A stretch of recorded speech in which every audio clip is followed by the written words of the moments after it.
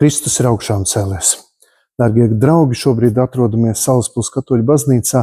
Vēlos jūs personīgi uzaicināt uz svētceļojumu kājām no Salaspils Skaistkalna 30. aprīlī 8:00 ceturtdien sāksies svētceļojums ar svēto misi un dosimies tātad 4 dienas, 30. aprīlis, 1., 2. maijs un 3. maijā 12:00 iesim Skaistkalnas Dievmātes ģimeņu karalienes svētvietā, kur notiks šie Dievmātei veltītie svētki.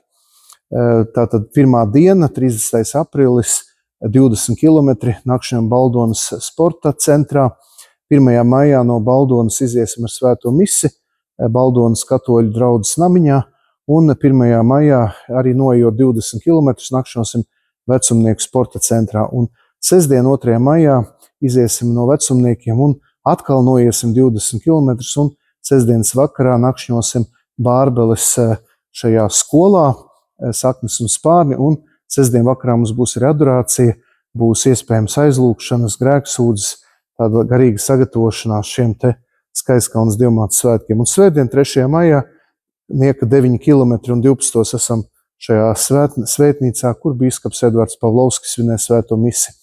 Gribu iedrošināt tos, kas nekad nav gājuši svētceļojumā, tātad tas nav tik garš ceļš kā uz Aglonu. Šajā ceļā ir nepieciešama pieteikšanās, saiti jūs atradīsiet šajā video, mantas tiks vestas un ēdināšana ir uz pašu pleciem un dalība par ziedojumiem.